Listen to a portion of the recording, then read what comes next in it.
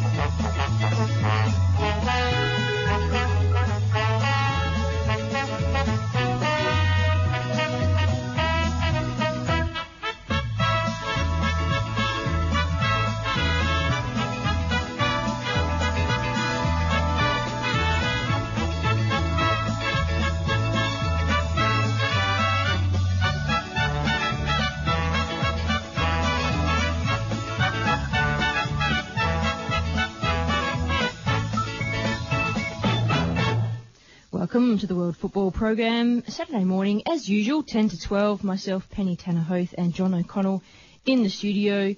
Good morning, Jonathan, how are you doing? Yeah, good morning, Pen. Yep, doing fine, and hope everybody else out there. It's going to be probably a little bit of a wet weekend, so hang in there and see if you can cope with it, and stay listening to the programme, and maybe we'll keep you interested.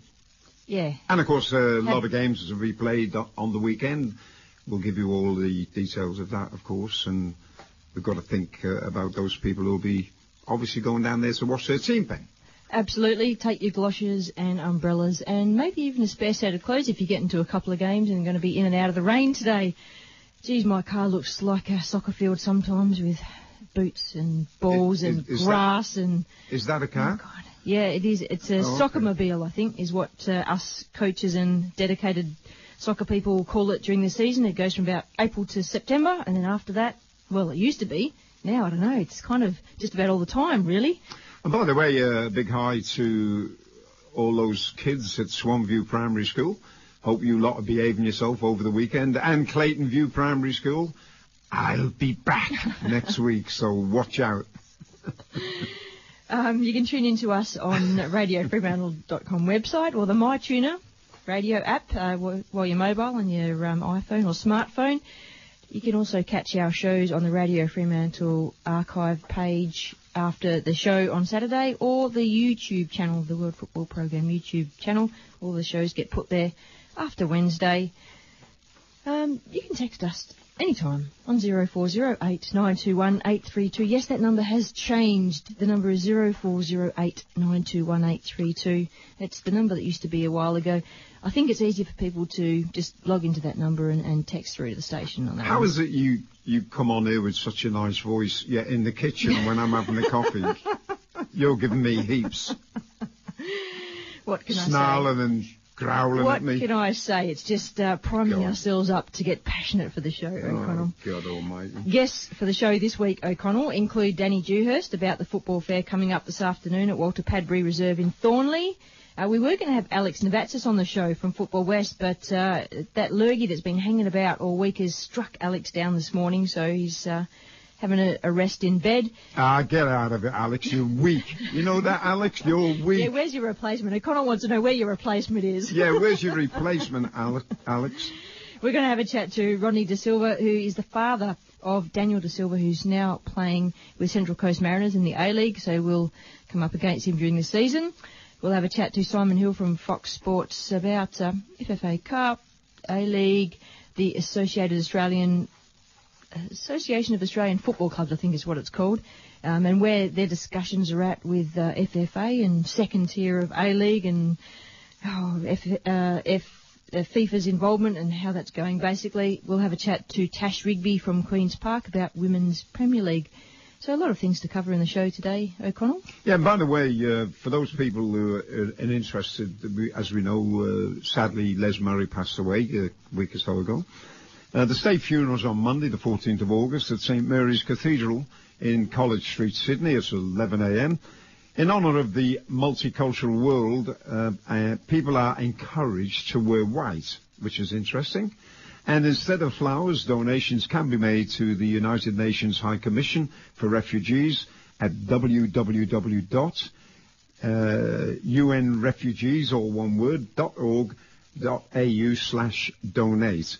Or if you want to make inquiries to the New South Wales Protocol Departments of Premier and Cabinet, you can phone them on 02 9513 2059 between 9 a.m. and 5 p.m. if you've got anything, if you want to get involved in that. If you didn't mention it, it will be on SBS broadcast live from 10:50 to 12:15. Oh, okay. There you go. So I actually heard the Prime Minister talking about Les in Parliament and the Leader of the Opposition giving their odes to, or accolades to, the contribution that he's made to the sport. I don't think I've ever actually heard them talk about a football person in Parliament ever before, but there you go. It was fantastic, and I think that if the governments, both state and federal, contributed as much as Les Murray did, well, soccer would be fantastic now. We'll be in a really, well, we are in a good position because we're the biggest sport in team sport in Australia, but we need finances, and that's always a problem. But you know, we talk about Les Murray, we talk about Sam Kerr. I mean, how many Pollies will be rushing to her side to have the photo taken? I think our chances of hosting a Women's World Cup in Australia might have been extrapolated somewhat. I think so. Yeah. I think so. And would be down to Sam as well. And Les, of course. Les has been on to that for a long time. He has indeed. We'll go to a break and come back and chat to Danny Dewhurst, and we'll talk about all the news for the week and the football fair. This is Penn and John on the World Football Program. Back shortly. The World Football Program welcomes the Australian Mini Football Federation onto Radio Fremantle. Join the growing numbers playing non-traditional forms of football at any of the Area 5 centres around Perth. Find out more on osminifootball.com. Station sponsor. Oswest Fencing and Wrought Iron. Our family fabricates fence panels, gates and framework. Repairs gates and sets up automated systems. Ring us on 9258 6822 for old-fashioned family service and advice. Station sponsor. The Perth Glory Football Club is proud to support WA football and the World Football Program. Stay tuned on 107.9 FM every Saturday from 10 a.m. for the very latest Perth Glory news. A-League, W-League and Youth, glory is ours. Station sponsor. At Prosperity Strata Management, we exclusively manage strata properties. With 30 years of management experience behind us, our excellent customer service is second to none, and we believe well-kept properties are the key to generating good sales and rental returns. On-site visits to your investment are conducted on a regular basis, with our aim being to see your property improve. For further details, visit our website at prosperitystratamanagement.com.au or call 0499 994 923. Prosperity Strata Management, station sponsor. Welcome back to the World Football Program. Penn and John in the studio with you today, and online, our guest, Danny Dewhurst. Good morning to you. Good morning, Penn and John. How are you both going? Good? Yeah, good, Danny. Listen, are you at the ground at the moment, Danny? No, I'm just getting ready to leave, John. So, well, I was going to say, if you see a body outside the ground when you get there, it will be Jimmy Glennie. He's been sleeping out there all night because he wants to get in and get some memorabilia, okay? Yeah, he rang me. He said, don't panic if I'm late. I'll definitely be there. Yeah, he's a good guy, Jim, and good recognition from you and on the station. That was good. Yeah. No, and it was well deserved. And Lloyd Dowling, of course. I mean, actually, Lloyd Dowling would have said the less of both of us, of me and Jimmy, and yet he was a cult hero with people. Oh, yeah, Lloyd Absolutely. was brilliant, you know, and a fellow Quinanian. His brother Darren was a good player too down over the years. He was indeed. Played for, I think I remember, Dynel Serbia was one team. He played for a number of clubs. Yeah. And not a bad player, handy player. Yeah. Very underrated. He knew where the goals were, didn't he? He certainly did. Memorabilia, Danny, is there still a need for it out there in the community? Yeah, I think it's getting stronger again. I think over the years, it's sort of, with of course, AFL's always been the big thing here. But there's been, like you said, the Hall of Fame with you guys and Bob Brown and Richard Kreider and a few others. And it's always the home of football is going to be great because I think eventually the memorabilia will be all on show for everyone to see. Yeah, well, I was saying to somebody last week is that what people don't realise is that for the people who collect memorabilia, we wouldn't be able to put our history books out there if we weren't able to go to those people and be able to get the kind of stuff that they have. And I know Richard Kreider, when he wrote his big book, that he touched base with so many people out there in the community and was able to get some valuable information about how and where our game was played. Yep. Yeah, that's right. Over the years, and people are going to look back at these people and say what legends they were to do that for our local game. Yeah, it brings a whole lot of people together. I like that about those kind of projects. So, Melbourne's doing a project at the moment where called like a video project, so a living document of we're changing the name of the club from Melville City to Murdoch University Melville Football Club. That's a mouthful, Mum FC. And in the process, we're documenting, like in a video format, all the archives we haven't done before. We're going to contact life members, committee members, players that have been in the club for a long time, all those kind of things, and put them in a format that everyone can see on all these digital mediums that are out there now. Yeah, it's brilliant with the technology, isn't it, John? Yeah. Too, it is, and the other thing, Danny, now is, we're going to have to make way for a lot of memorabilia from women's football. Yeah. Because that's, and right. I know you're licking your chops, Danny, on this one, because you're an avid collector of memorabilia. But, I think, we should now start to be seeing, I think the first women's game in WA was in Bastleton, around about 1943 or so. It was set up as a novelty game. So all the blokes would come down and have a laugh. But they were really amazed at how the women adjusted to it, and I think you're going to see more of that now. I think there's probably a lot of that kind of memorabilia out there that we don't know about. That's a good point. That's right. Sorry, Peng, on. Yeah, I was going to say, can you imagine Richard's next book? They're probably going to be 50-50 with women's football. Wouldn't that be sweet? Yeah, they'll want equal pay as well, Hey, Danny, let's get on to that. Don't go there, no. No, don't go there, Danny. So, Danny, just give our listeners a bit of a lowdown. What time does the fair start? What time does it close? Yeah, well, there's 3 games on today for the local derby, Forestfield and Gosnells, which should attract a good crowd anyway. Yep. Because I think it's the last home game for Gosnells. Yep. So the 18s and the reserves and the first team at 3. So hopefully it'll be a good crowd there. We've got Bob Brown coming down and Mel Moffat, a few others, that the local guys, and Tony Hickey's got badges. We've got a few different things going on there. Hey, listen, Danny, don't be surprised if Bob Brown doesn't do a lap of honour with his life membership. All right? He's already rung me about 20 times, make sure he's still on. Is he going to wear his Stanley Matthews boots? He said he would this time. He didn't wear them last time. And the long shorts. Yeah.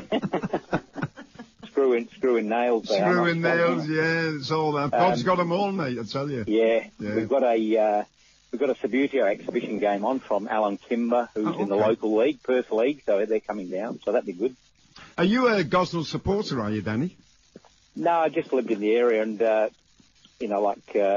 closest ground to me, I guess, in Armidale as well. I watched a few games, but a few guys and sort of played a few games over the years in the old days there with the little boys, and it's just a nice little atmosphere there, isn't it? Well, actually, I coached down at Gosnells. I think I remember that in the 80s, was it? Yeah, for a while, and one of our guests who was on this morning, Rodney De Silva, who's the father of Danny De Silva. Yeah, well, actually, I coached him at Windmills. I left Windmills and I thought, thank Christ I got rid of him.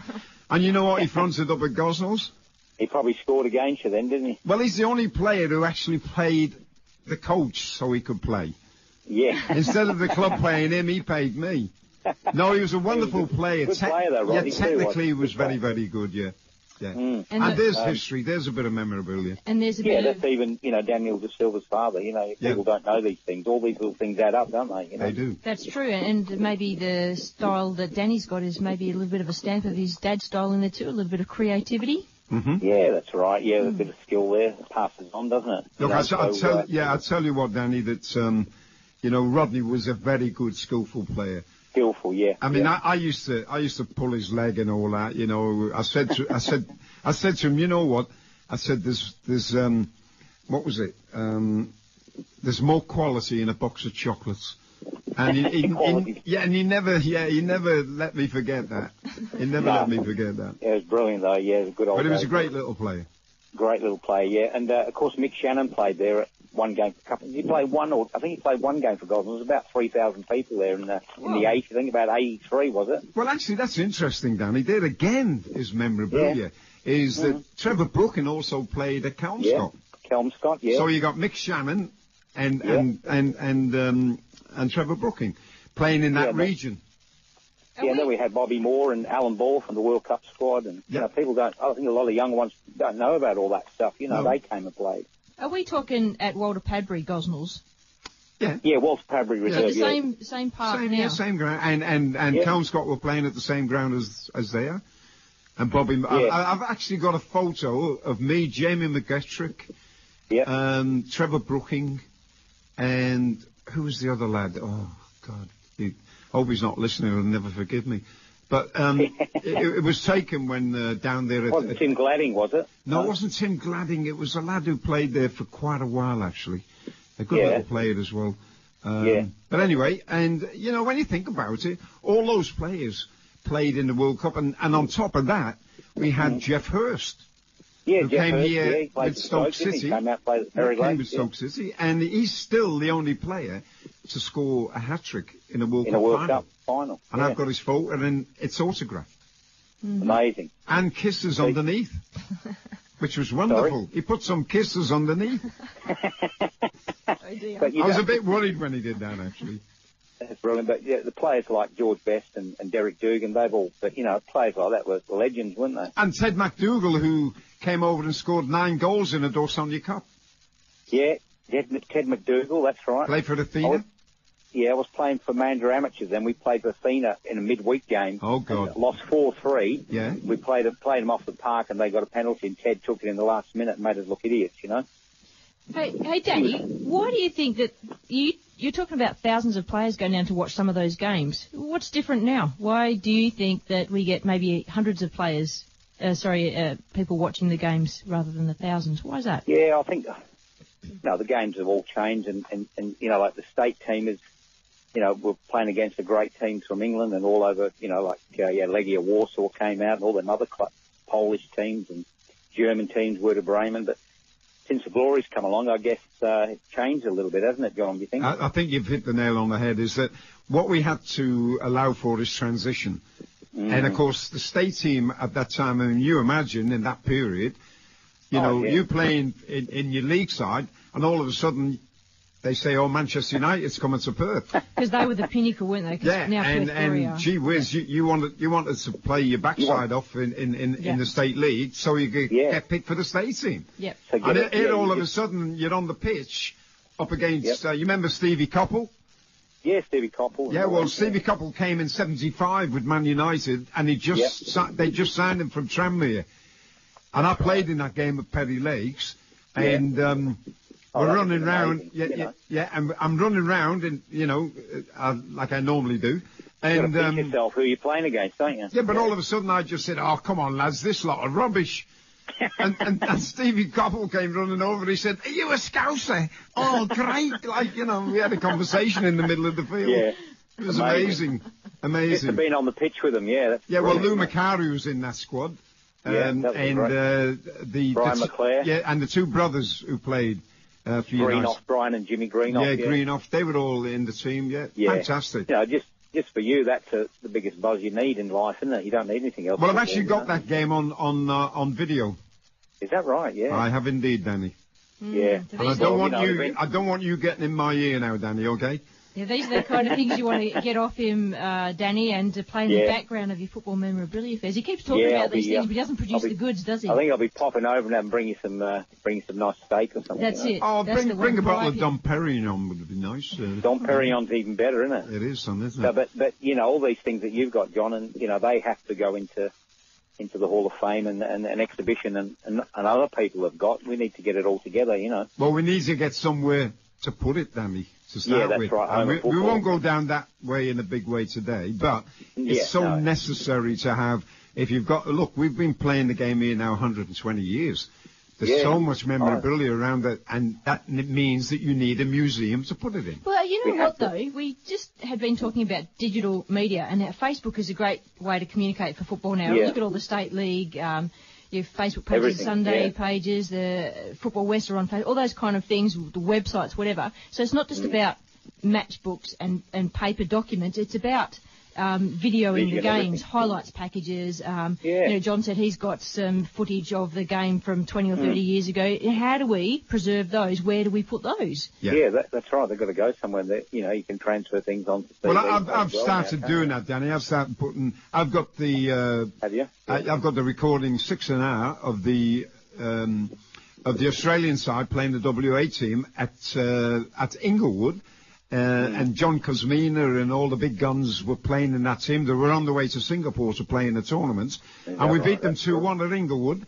And we did the commentary on that. Me, Peter Vlahos, Richard Kreider was doing special comments.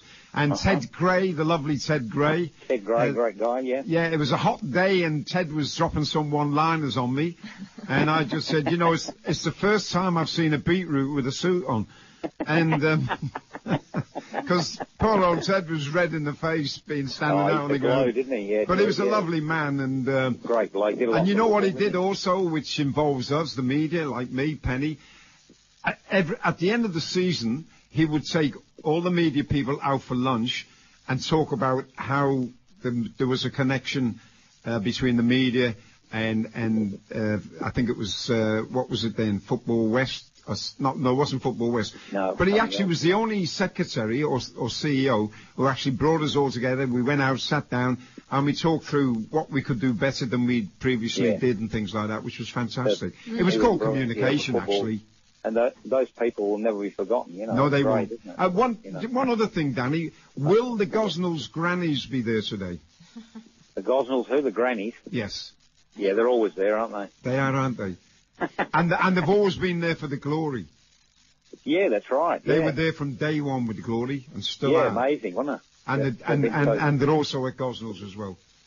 Yeah. Danny, before we let you go, just a bit of a cap. We were going to chat to Alex Navatsas, but he's off, having a day off sick with the virus. So we were going to have a chat and just wrap up the Tri Series. So the Tri Series that have been going on between the WA State team, the Young Socceroos, and Singapore, and Forestfield played a great part in that. And, of course, the Junior Cup finals are there today at Forestfield. So that great big new facility that they've got there is obviously... That's brilliant, the new stand there, isn't it? Well, it is. It's got the big approval from Football West to host tournaments and cup finals and stuff like that. So well done to Forestfield and the massive amount of work they've done there and the togetherness that the club is showing in putting all these activities together. So, and well done to Football West for getting the Tri Series here. Yeah. I would have liked to have seen a few more people actually attending those games, though, actually. Yeah, it's really taken off there, hasn't it, around that area? Yeah, but I think it came on pretty quickly, didn't it? And I don't know whether... obviously, the weather played a part in it as well. I just thought, like, when you bring in teams in, like your under-20s national team, Singapore... I mean, Singapore are not God's gifts of football at the moment, but, they are... I noticed, I went to see the last game, which was at Perth Soccer Club, and technically they're very, very good. It's a physical component that they're just probably missing out on. It's always been like that with the Asian... Yeah, but it was 5-3. There was 8 goals. It was entertaining, and it was a bad night. It wasn't a great night. It's a rough night with the weather, But it would have been... Asian football's improved, John, isn't it? It certainly has. Look, Danny, in the next decade, football is going to swamp Asia, and all the clubs... At the moment, we've got China, Japan, South Korea, the big guns, the Socceroos. But you have a look at the Indonesia, Singapore, Thailand and countries like that. They will be coming to the party as well, believe me. Yeah, so, Thailand gave the Socceroos a great game, didn't they? They certainly did, but we need to be on the bandwagon here in Australia as well, Danny. Yeah, we can't drop our guard because, we sort of peaked in the last World Cups and, we've got to keep it up now. It's going to get harder for us, I think. Yeah, one of the things that I just wanted to say on the attendance, I attended the game, the Young Socceroos versus the WA State team at Inglewood, and I was disappointed with the attendance there. And I'd like to know what the attendance was at Forestfield. I don't have any stats on that. I was kind of hoping to have a chat to Alex about that today.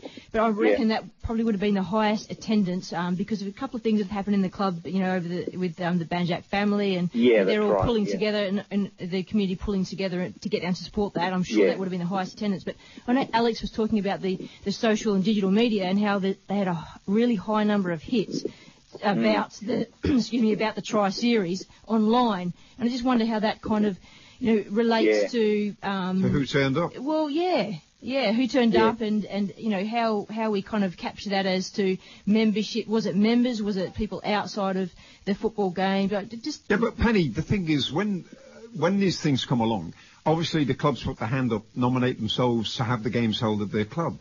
Then I think, as what happened with Forestfield, obviously a lot of hard work was done in Forestfield to make that happen. Yes. And I think that some clubs have been a bit lazy. I mean, we had the State Cup Grand Final. We didn't even have a programme on the gate. And I know Danny was there outside collecting memorabilia, was very disappointed. But the thing is I think when those kind of things happen, that the responsibility is on the clubs themselves to make it happen, make sure all those things that are important to the fans coming through the gate are there for them. Yep, and that's a good point. And I think Forestfield probably went above and beyond in putting their information out there. I know that Andy was vocal in talking to people about it. He came on the radio and talked about it. He put there was things on Football West page. He put things out in the other social mediums as well, and talking in the community, whatever. And I don't know what the actual local Forestfield area did to promote the game, but I'm pretty sure, given Andy's enthusiasm, that would have been infectious through the club. So that's good, the club getting on board. And I think, congratulations to Football West for bringing Singapore in and the under-20s. And this is the kind of football that obviously our locals want to see outside of our normal MPL games and other leagues that we have right. here. Yep. And see how they're going in progressing the other countries and states and whatever. Yep. That's keeping right. up with the times, Yeah, look. But getting back to programs, and I went to a World Cup qualifier last year, and there was no program. I just couldn't believe it. Well, you know what happened? Was that the one down at the Nib Stadium? Yeah. Well, I'll tell you what happened there. Colin Barnett, the bloke who promises a home for football. I remember him. He came in with his entourage. There was about 15 of them. They sat down just below me. I was sitting up in the media box, and every one of them had a program on their seat. You've got to be joking. And no fan who came in through the gate could buy one. No, all they did was put the team sheet up on the board. That's not good enough, is it? They had programs on their seats because I went down and nicked some. You didn't share one with me. That's a bit rough. That'd be worth a fortune. But you know what? You know what, Danny? They got up at the end of the game, walked out, and left the programs on the seat. Yeah, that'd be right. How interested were they? Yeah, that's right. And we need premiers and whoever's in charge to make sure these things happen. Yeah, and I'm sorry, Football West. I'm not knocking the game, but those are the things that are important to fans. Those little things are very important, aren't they, John? Yep. They are indeed. By the way, just done a little bit of reading, and it looks like there was about 1,000 people who attended the game at Forestfield. So that's good, isn't it? Yeah, that's good. Actually, 500 of them were security, Danny. I'm terrible. You are. You're absolutely. I'll tell you what, there was a great atmosphere down there, though. Yeah, well, they still have their carnivals on the pre-season there too, don't they? That was always been a great carnival there too. Yeah, and we're shortly going to go through the junior finals that are going to be played down there today. We are. Danny, anything else you want to chuck into the mix before we let you go? No, that's okay. I hope people can get down there in the area. Anybody that wants to have a look at the collectible stuff and even just have a look at it and come down and watch a couple of great games, hopefully. Yeah, what's the big sellers when you put up memorabilia? What are the big sellers, Danny? If any? Like the World Cup stuff. I mean, collection of the World Cup 66, or they're always good, and badges. People like the badges. few people bought them. The guy Tony Hickey, he collects badges and sells them. Okay. We've got the Man United Supporters Club. They've always looking to sell stuff and buy a bit of gear here and there. Everybody sort of has a good chat and swap and sell or whatever, you know. And there's always a bit of banter down there amongst the supporters, isn't there? Good to catch up with a few older players. And mate of mine, you know, Brent Atherton. Brent Atherton, Rothman's gold medal winner. He was a Forest Field Rothman's medal winner. He was indeed. About 83 or 4, I think. And a few of the ex-players, Hugh and Miller was there last time, but I think hopefully we see a few more. Barry Harwood said he'd come down. So yeah. No, it's something that does attract people, I must say. Yeah, I think, you know, I'd like to make it every probably 3 or 4 monthly from now on, look for different places, but we're just sort of getting it cranked up again, and hopefully we can get a lot more interest as the years go on, you know. Yeah, and who's the team you support, Danny? Well, you know, my team, I went to Wembley in 2013 to watch Wigan beat Man City. That's my hometown, but we're back in Division 1 now, so we dropped down a bit. Well, actually, Wigan have got a good rugby league side as well. Yeah, I can always fall back on the rugby team. You can, can't you? You crafty bugger. Hey, I tell you what, Danny. And they've won a few trophies as well, Wigan's rugby team. Yeah, they're going to Wembley again this year, I think. Wow. The final already. You better get over there, Danny. I think I'll have to book a ticket, yeah. Yeah, good on you, lad. Collect the match program while you're there. Yeah, that's right. All right, thanks, guys, anyway. Good on you, Danny. Appreciate your time today. Yeah, thanks for your support. Yeah, see you later. See ya. Yeah, cheers, mate. Bye, lad. Bye, mate. Bye. That was Danny Dewhurst, the football memorabilia fair man. There you go. Yeah, well, and again, as you can see, Danny's obviously very passionate about it. So is Jimmy Glennie. I mean, Jimmy, when he goes back to the UK, he goes around to all different grounds around the UK, just not Scotland. He goes into England and looks to memorabilia, and he's got a whole heap of it. Good on you, Jim. Absolutely. John, before we go to a break, would you like to go through some other local news? And just a couple of accolades too. There's a young Subiaco team that's been over in Europe playing in a, what's the name of that tournament they played in? Oh, I think it was called... Was that the one in Denmark? Yeah, Cup number 1, I think is the name of the tournament. Yeah, it was in Denmark? Yeah, that's right. And then they went over to the Gothia competition as well, so they've done a bit of travelling. They did pretty well. They come away as winners of the Cup number 1 tournament in Denmark. So and of course, we had our under-16 team in China playing in the tournament there. We did, and I was hoping to speak to Alex about that actually, and I'd like to see some female teams getting those opportunities and doing a bit of travelling, so maybe that's... Well, maybe what should happen, Penny, is that both the boys and the girls' teams go together. That would be sweet. You know, I mean, and I'm sure the Chinese people would like to see their women's teams playing now, you know, playing in competitions. Yep. And we do need to mention that Perth Glory pre-season game against Joondalup United is happening August the 16th. I'm not sure what day. Is that a Wednesday? Might be a Wednesday. I've got to do my maths very quickly.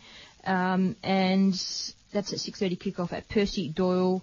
Reserve free entry brought to you by the City of Joondalup. Well done there to Perth Did you Glory see the stage of the pitch when the day they were supposed to play? Yeah, goodness me. There's been some heavy rain this winter. Very heavy rain. So, O'Connell, did you want to quickly go through some fixtures, or do we want to... Well, I was going to go through... what about we have a look at the Junior Cup finals? And they're already kicked off already, so we might get a few phone calls as well.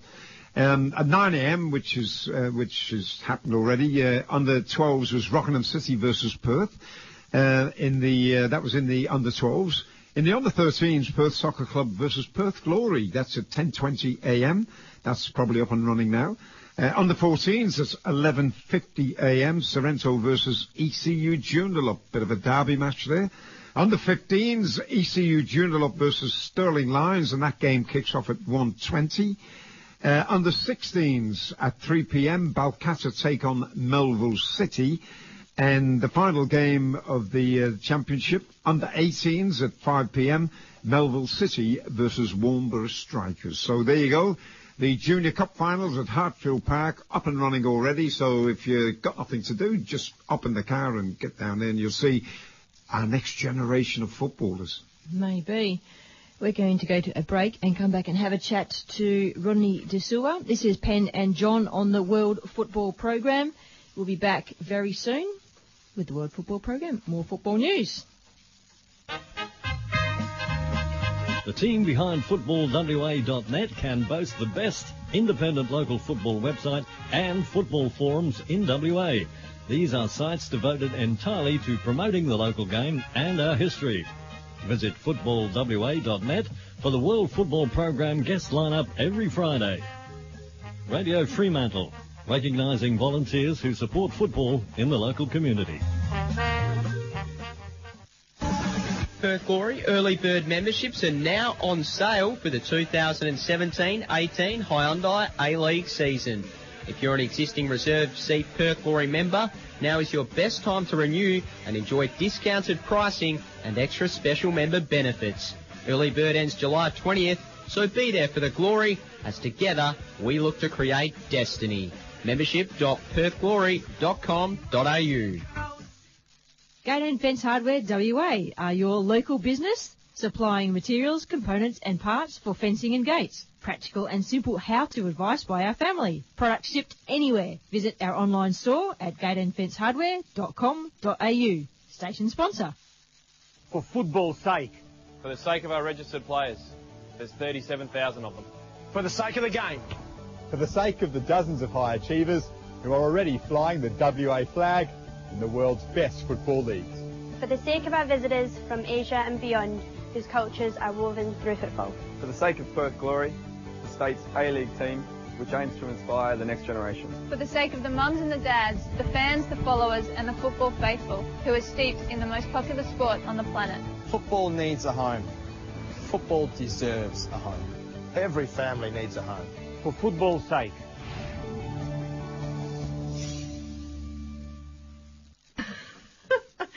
Welcome back. Oh my God, O'Connell, don't do that to me. It's Penny and Dawn.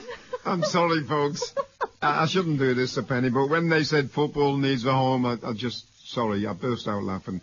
O'Connell. No disrespect. O'Connell. Okay, you're listening to the World Football Program on Radio Fremantle 107.9 FM. If you want to put forward any questions, O'Connell, stop doing that, damn it.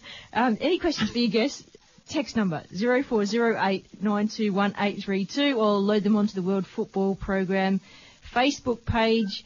Good morning. No, actually it'll be good afternoon to you, won't it, Rodney? Yes, it is. It's about 12:30 over here at the moment. Yeah. Forgive us for the Three Stooges introduction there. Have you any chance that you've got a home for football, Rodney? Got a what, sir? A home for football? A home for football? Yeah. Yeah, my place is a home for football, John. Well, get over here, son. We need it. All right. Now then, you're over in, of course, on the East Coast. Central Coast, yep. Yeah, with young Danny. And I don't know where to start, really, because me and Penny were talking about this prior to coming on air, you know, the pressures that come on families when all of a sudden a young girl or a young boy shows great promise and, you know, all of a sudden lifestyles change and pressures come on. And you've experienced that, and you've obviously got still a lot more to experience. But initially, how has it affected the family? Is these situations, as rosy as they sound, can create problems as well? Yeah, look, as far as the family itself goes, we've always been a pretty close-knit family, and I think that's what's sort of been the important thing for us. And but I think, like, in terms of pressure and stuff like that, you don't really feel it till you actually start to see, your kids go through things that where promises have been made and not kept, and then disappointments come into it, and then you have to help them deal with it and things like that. And that's when you really, as parents, that's where you really feel the pressure, because you're seeing your own kids super keen to get on with their football careers and follow the opportunities and everything that's given to them, and then those doors close, and then you have to help them to deal with it. And I think that's really where you find the pressures of actually chasing or helping your kids to chase a football career. And I was going to say, you would have had to dealt with that as quickly as possible, because obviously there was more to come. Yeah, definitely. I mean, obviously, Dan, going over to, signing for Perth Glory at 15, we obviously knew that there was plenty ahead of him to come. And then when we went over to Netherlands, we actually went over there with big hopes and big dreams for him as well. And obviously he went there hoping for the same things, and all the promises were made. And then they're just not delivered. And then, you had to deal with it. But had to encourage him to see that he was only 18 and he still had a bright future, and just keep encouraging them really, and knowing that, you know, if you know what your kids' potentials are, then you know how far you can encourage them and not give them dreams that they can't actually see fulfilled, you know. So, and I think that's important as well. So, yeah. Rodney, just I don't know you as a player, but John's told me that you've been rubbish. It was absolutely rubbish. He you know, off air, he told me that you were a pretty darn good player, very skillful. I never said that, Rodney. It's You'll right. never admit to that, Penny. You'll never admit to that. It's okay. Now we've got it on recorded. So just you've obviously had an influence on your son because Daniel is quite a skillful young player, and you know he's maybe reflecting a little bit of the style or you know your involvement in his soccer life. So you know, as a young man, he's ventured out past the football environment here in Perth, you know, Australia and outside of Australia. How have you facilitated that for him, given where you've come from in football? Did you need to go through like an agency? Did someone like approach you? You know, how was the transition and the pathway through all of that? Can you talk us through that?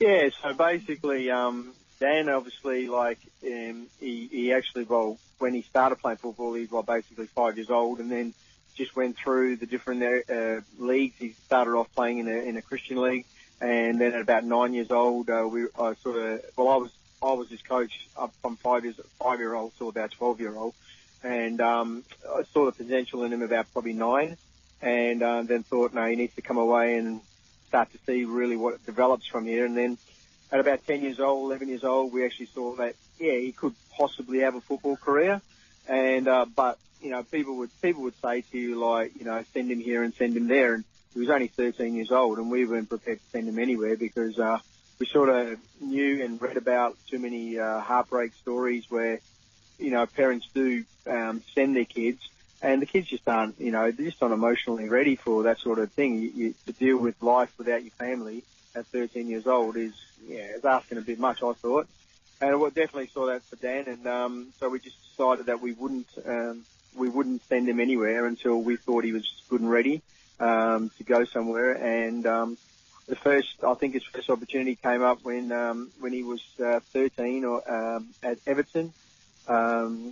Mickey Lyons was actually responsible for sort of facilitating that for us in terms of giving him the opportunity to go over there and trial. And we went there. They loved him, and they wanted to sign him, but we wouldn't let him go into an academy at 14 and not be able to be there with him, and that wasn't going to eventuate, so we said no. And then at 15, they wanted to see, 14, they wanted to see him again, and we just said the same thing before we went. We said, look, even if you like him, we're not going to let him come unless we can all come. And but they said they wanted to see him anyway. Again, they wanted to sign him. They wanted to bring all of us over this time, but we just couldn't get visas into England. And so that didn't happen either. And then at 15, of course, he through the NTC program, Alice Edwards came on board, and then they decided they wanted to sign him at 15, and that's where he made his debut. And look, all the way through it, it's just, you know, it's not just me. I mean, his mum's been there, his brother's been there as well, and we always knew that he had the potential, and it was just a case of just encouraging him to just keep going, and if this is really what he wanted to do, and he's always said that he wanted to be a professional footballer. So if this is really what he wanted, then he had to just continue to work hard. And I think anybody that's listening to your program, any young person listening, it doesn't matter how good you are, if you're not prepared to put in the hard work, in the hard yards, you just won't get there. And it doesn't matter how good you are. It was more just encouraging him to do that. And look, I mean, I worked hard when I didn't have the opportunities that young people have now, but I had to work hard with all the things that I did. John will tell you, he was my coach for quite a few years as well. So we all had to work reasonably hard. We just don't have the opportunity, or didn't have the opportunities when we were young as they do now. So, yeah. Can I ask how that all fits with Danny's education? Because we're talking, you know, young teenage, he's still going through the schooling system, and he's only, 20 or 21 now? He's 20. He turned 20 this year in March. Yeah, so he's still only a young man, and a footballing career lasts for a part of your life. It could be a very financially rewarding part of your life, but, you know, where does the education fit in there? Where did it fit along the way, trying to take up all those opportunities? Yeah, so we initially it was like, does he quit school? Because at 15 years old, they offered him a professional contract. Does he quit school, or does he actually get some sort of a certificate or something behind him? And both my wife and me were quite adamant that he had to have something behind him. So what he did is he went to Cedar College, and got himself a certificate 3 in sports and education development. Yep. And so, but while he was playing professional football, he had to do that as well. And there was a heck of a lot of pressure on him trying to fulfill deadlines and things like that with assignments and things like that. And we could see the pressure building. But Cedar were very good with him, and they allowed him a bit of scope to be able to give him extra time to do those things and stuff like that. So, yeah, so he ended up finishing and getting his Cert 3, but then the next year was like, does he go on and do it again? And we just looked at it and went, no, if he's got a professional contract that takes him into the next 2 or 3 years, so we're just going to let him finish school. But outside of school, he's now looking at doing business development courses and also like language courses and things like that as well. Where it's not just for education in that sense. It's also where mentally you have to keep your mind ticking over. You can't just be a footballer and do nothing else. And I think if you have a sharp mind, you'll be a better footballer. Good God, you can talk, Rodney. Just a couple of things you mentioned there. You mentioned contract and broken promises. Is it obviously it's important that whatever is discussed and talked about, that at the end of it, there's a contract on the table. And when you were making decisions about Danny and his future in professional football, do some parents, you think, make the mistake of it taking on board? It's more about them in a sense than it is for the individual, for the boy himself or the girl. Can you be sucked into that sort of environment where, as you said, you've been travelling now with Danny, wherever he's gone, and that obviously is appetising. But the most important thing is that you've got a young boy of 15 or 16, and his future is for him is professional football. Do the parents need to make sure that that's the priority? Yeah, look, I think definitely. I think I think the priority mainly is, I think the most important thing is emotional stability in terms of all this, because at the end of the day, like, if his mind's not right, his game's not going to be right. And we found that with a couple of other players that we come across doing this sort of, chasing these sort of careers where they've gone without the family, and they've struggled because emotionally they've been down and they just haven't been able to cope on the park because their minds are continually somewhere else. And so I think the most important thing for us is making sure Daniel was stable emotionally, and that's the main reason why we decided to do all this as a family. And so I think definitely, in not saying is this football a priority? Well, that's the only reason we travel. It's because he wanted to be a professional footballer, and we allowed him to be at an early age. And so we can't at that time say, well, okay, we've said yes, but now we're just not going to worry about supporting you anymore. But yeah, that was our decision to say, well, if you're gonna do this, and then we're going to be 100% behind you, and that is why we travel with him as a family. So what you're saying, Rodney, is the fact that having that family around him, wherever he went, cut down a lot on him being traumatized and emotionalized and things like that. Yeah, definitely. Definitely, John. Yeah, and for people who are starting this trip that you've already been on, I mean, what have they got to be careful of? Because when it comes to agents and people who want a piece of your son, it's a jungle out there, isn't it? And you've got to be very careful of who you deal with. Yeah, definitely. I mean, look, it doesn't matter who the people are and all that. At the end of the day, it is a business for the agents, and the only thing that's changing is the actual product, and that becomes a footballer. But at the end of the day, if get involved. That's what I'm saying. As parents, don't just say to your child, like, okay, you go do what you got to do, but be involved and be alongside them and go to the meetings and have chats. And because you're talking about somebody who's 16, 17 or 18 that's totally inexperienced in the world in business or anything like that, and they're having to go and deal with football agents and managers and, CEOs and all this kind of stuff. And they, the intimidation factor is huge for a young person. But if you're sitting there alongside them, that gives them some sort of confidence in knowing, oh yeah, mum or dad or, is alongside me and they're gonna help me through this, and they're right there listening to what's going on and all that kind of stuff. And that's basically what I've done with Dan all the way through, is just basically been there for him, to go alongside him. And at the end of the day, he'll decide where he wants to play. But then the business side of it, I go in there and do the business side of it for him and with him, So, and you have to do that. I think it's so important, because you imagine a 16-year-old coming to sitting in an office meeting with the CEO, agents, all this sort of stuff. He doesn't know what's going on, the poor kid. So you got to be there for him, I think. Right. And that's how we did it, and that's how I did it anyway. And I think for my experience, I think it's worked out better for Daniel that we've been able to be there with him, So.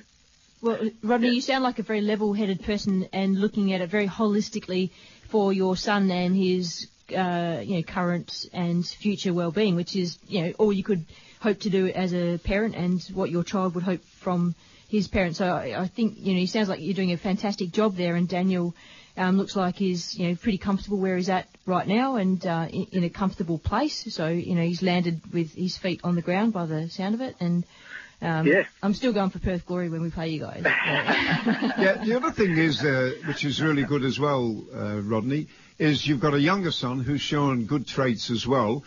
Has it been good for him to be around Danny's situation and experiencing all what Danny's gone through?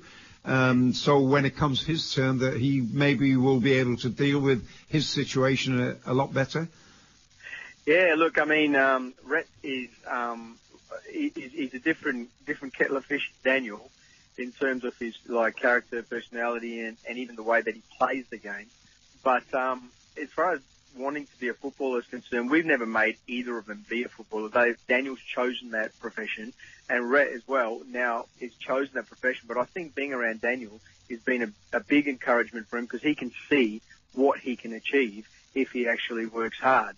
And I think that just having that role model there in the football sense, but also in the brotherly sense, like Dan he looks up to Daniel quite a bit in that area as well. But it's been very important that Daniel's been there for Rhett, and for Rhett to have something to aim for that he can actually see, that it's tangible. It's like I can have this if I'm willing to work as hard or harder.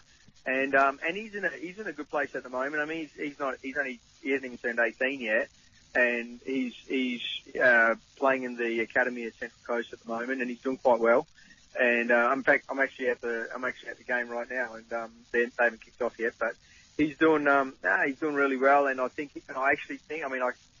saying this not just as his dad, but having been around football as well, I actually think he's got the potential to be able to get there as well. And if he wants it bad enough, and I think he does, I think given the next year or two will be a big telling factor for him. And if he wants it, we'll do exactly the same thing. That we'll continue to encourage him and scope whatever opportunities are there for him. And then it's up to him on the park, So that's what we can do, is just give them the opportunities, and they've got to do the rest. So, yeah. Rodney, in regards to the landscape of Australian football or soccer environment, there's skills acquisition programs now which are hopefully trying to bridge the gap of the golden generation which has passed and the organisational strategies that have kind of come into play with the football in the last, 10 years or so, and get the kids being more creative on the ball. What's your thoughts on that, and maybe where you've come and seen Daniel come from in the football environment? Do you think we're heading in the right direction and doing the right things? We want the truth, the whole truth, and nothing but the truth. All right. Well, I'll tell you, look, I can only answer the question from my own personal experience and what I've seen, having travelled with Dan and seeing the different academies and all that sort of stuff in action. And I think that for me, the number one key is having good coaches. And I think it's not, we go scouting for players and all that kind of stuff. And okay, you bring a reasonably good player into an academy program, but then if he's not taught properly, that's pretty soon that player will just be on par with everybody else, and there's no standout players. And I think what in Australia what we lack is standout players.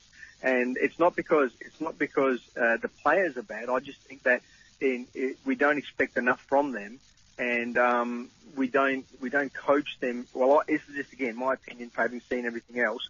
We don't coach them in the way that we want them to do. We want them to produce the X factor. That's what we want them to do. We want them to bring something dynamic and new to the game, not the same as everybody else.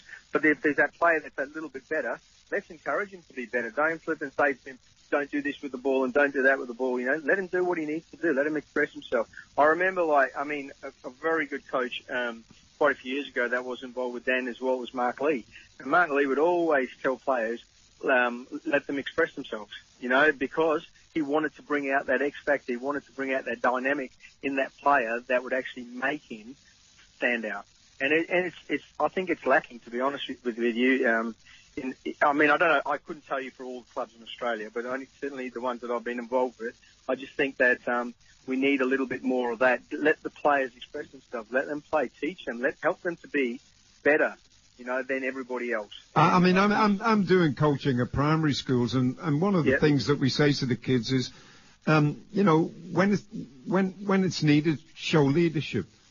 You know, and I think when you start talking about leadership and putting a young player in control of a situation, they do like that responsibility. They do adapt to that. They think it's really good that you're seeing them as a leader. Yeah, I agree, John. Yes, 100%. Yeah. And it's exactly what I'm talking about. Is that, like, you know, if a kid takes 2 or 3 players on in a game and then loses the ball, coaches are jumping up and screaming at him. But hang on, if he doesn't do it in a game, when's he ever going to do it? Yeah. You know, you teach him to do it in the right areas and all that kind of stuff. That's coaching. But you don't jump up and down. You don't scream at the kids. And, you know, like I've been around coaches that are absolutely screaming and yelling at the kids. And the first thing the kids do is drop their head. Yes. And you don't get anything out of them after that. And then they wonder why they had a bad game. You know, it's just attitudes. You know, it's just all these clubs that I've been to in Europe and in England and all that, all the coaching sessions I've been to, I've never heard one coach criticise the players in a negative way, not once. So that's just a note that I've picked up big time, and I thought, gee, that's something that we can really learn from. Everything's positive. Everything needs to be positive. Well, where did I go wrong with you, Rodney? Oh, come on now. You know, he used to say he's seen more quality in a box of chocolates. My God, that's exactly what he said before you came on air. Exactly right. That's his famous line for me every time. Even if I put it in the back of the net, Penny, that's what he'd say to me. But the good thing about it worked, Rodney, because you kept putting the ball in the back of the net. You found your trigger, Rodney. You found your trigger. Did he tell you that I followed him as well, Penny? Did he say yes, he absolutely did. I'll tell you what, he tells that story to everybody. That's so funny. Mind you, it wasn't just me. It was like half our team actually followed him. I know. He was our coach at Morley. As if I didn't have enough problems, Rodney. Took off to Gosnells, and there was like about, I think within a couple of weeks, half the team from Windmills left and went to Gosnells. Oh dear. He looked at us and just shook his head and went, "What are you doing here?" Oh no, I'm never going to hear the end of that now. Thanks for that, Rodney. Good on you, Rodney. I appreciate your time today. It's been great chatting to you. Very level-headed kind of fella, and it's going to be great to see Daniel develop in the Australian football environment. Now he's back here and a bit more settled. Hope he's here for a little while. Yeah, look, he absolutely loves it here on the Central Coast, and I've got a lot of time and a lot of respect for Paul Okon as well. I think he's a fantastic coach, and I think he's going to bring the best out in this team, and I think we'll be on opposite ends of the park, Penny, when they play against Glory, but that's all right. I'll still talk to you and say hello. I'm looking forward to the coffee, actually. Yeah. Oh, by the way, just quickly. Hey, is that coffee lady still there? I think she passed away. Yeah, she passed away. Lovely lady. Lovely lady. Just quickly, how's his international career looking with the Socceroos and the Olyroos and things like that? Okay, so with the Socceroos, we haven't heard anything yet because I think obviously Ange has to see Dan play, which is a fair call. Yeah. And once he's on the park, I think and he's performing and producing the goods, and hopefully he'll get an opportunity there. I know with the Ollie Roos, they just qualified for the Olympics, so we'll see what happens in the next stage with that one. So he needs to get a few. He needs to get a few good performances under his belt now. 100%, yeah. Yep. That's right. I mean, that's Okay. what everyone's waiting to see. You know what he produces in the next when the A-League starts and in the next few games and stuff like that. So yeah. Okay. Good on you, Rodney. Appreciate your time today. Have a fantastic weekend. Thanks, Benny. You too, and you too, John. Yeah. Talk to you soon, lad. Good chat with you guys. Yeah. Bye for now. Bye, Rodney. Cheers. Okay, bye-bye. That was Rodney De Silva, Daniel De Silva's dad, and I've had some results come in here for the Junior Cup final, so I'll just rattle them from the top. Currently 1-1 in the 13s Cup game, Perth Soccer Club versus Glory. Rockingham defeated Perth in the 12s Cup on Good on you, Mike. Mike Tetlow will be doing somersaults. Good on you, Mike. Rockingham 1-0 at half-time. Perth equalised with about 3 minutes to go. Perth missed 2 penalties to the right of the goalpost to go down to Rockingham 5-3 in penalties. Gee. And 2-1 to Glory, 2-2 in the 13s Cup, 2-2 at half-time. Keep those results coming. And Mike Tetlow has already texted me to say that they've won. I tell you what, they'll be celebrating down in Rockingham tonight. And Don says Rod is 100% spot on, and he was a very level-headed fella. Now, we're going to go to a break, O'Connor, or do we want to go through the fixtures before we go to break for the NPL and the State League? Have you got them handy? Yes. Okay, Yes, I've got them handy. Okay. I'll get my my reading voice on. Go for it. On Saturday, 12th of August, which is today, of course, Perth Glory versus Subiaco at the Ashfield Arena. Perth Soccer Club playing Joondalup United at Doreen Gardens. Bayswater City play Armadale at the Finance 365 Stadium. Balcata versus Stirling Lions at the Grindleford Reserve. Sorrento take on Flores Athena at the Percy Doyle Reserve. And Inglewood United versus Cockburn City at the Perth Plasterboard Centre. And Mandurah City will take on ECU Joondalup at the Securitas Protect Stadium. Looking at the league tables, by the way, all games kick off at 3 o'clock. And looking at the table at the moment, Inglewood on top with 48, Perth Soccer Club with 47 in second, also Bayswater with 47 in third, Sorrento on 44, Flores Athena on 43, ECU Joondalup on 32, Cockburn City on 31, Joondalup United on 30, Stirling Lions with 29, Subiaco 26, Armadale 24, Balcata on 16, Perth Glory on 15, as well as Mandurah City on 15. Moving on to Division 1, the fixtures, Canning City versus UWA Netherlands FC, Joondalup City versus Dianella White Eagles, Rockingham City take on Fremantle City, Southwest Phoenix will take on Ashfield, Gosnell City FC versus Forestfield United, and Western Knights have the bye. And the top 4 in that division? Top 4 is Western Knights on 27, Dianella on 27, Southwest Phoenix on 27, and Forestfield United on 25. How tight is that? And the State League Division 2? Shamrock Rovers take on Guelph, Melville City versus Kelmscott Roos, Wanneroo City versus Swan United, Morley Windmills will play Quinns FC, Curtin University versus Olympic Kingsway, and by the way, that's a 5 p.m. kickoff, and Balga have the bye. The ladder top 4, Guelph on 38, Morley Windmills on 32, Wanneroo City on 26, and Kelmscott Roos on 21.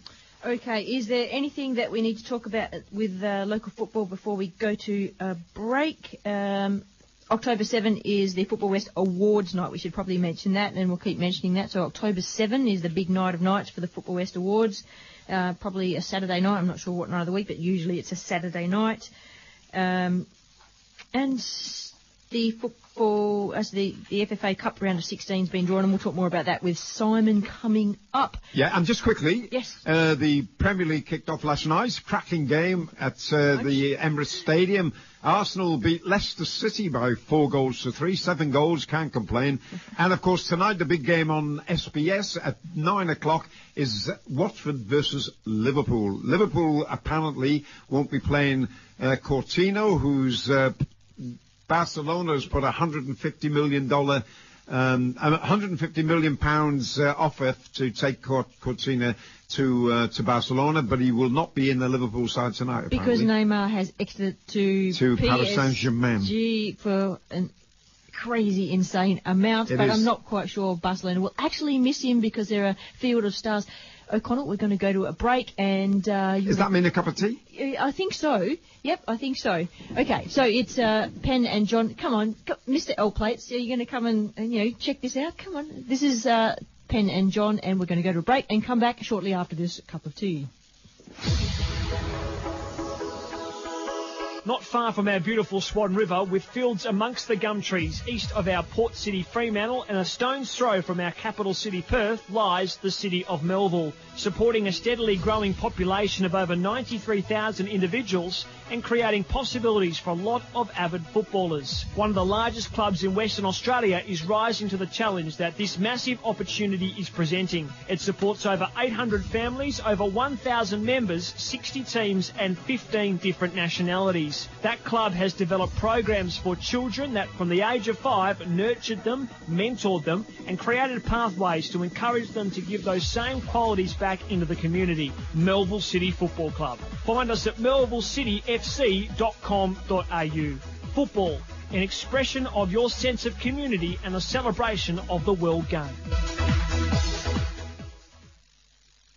The Perth Glory Football Club is proud to support WA football and the World Football Program. Stay tuned on 107.9 FM every Saturday from 10 a.m. for the very latest Perth Glory news. A-League, W-League and Youth, glory is ours. Station sponsor.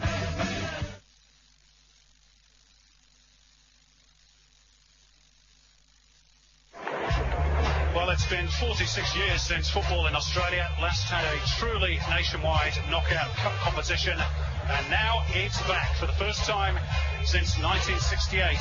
We are about to witness the magic of the cup. An historic night for the game in Australia is underway. It's Pettit. Attempted 1-2. It's got Pettit. There's the opening goal. The Sydney Olympic now back on level terms in the New South Wales derby. Sydney Olympic won and the United won. And in this it is kept saved magnificently by Chris Bowling. To keep the minute, keeps South Cardiff in the FFA Cup. That's it. South Springvale are through. The fairy tale story is still alive. Number 25, Adelaide City, another great club. Number 4, the Western Sydney Wanderers.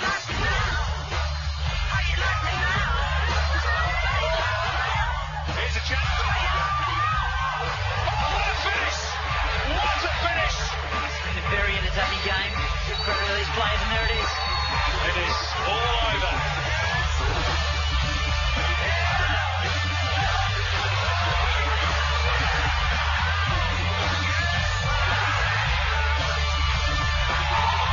Towards Turtle and nods it back into a good area. Here's a chance.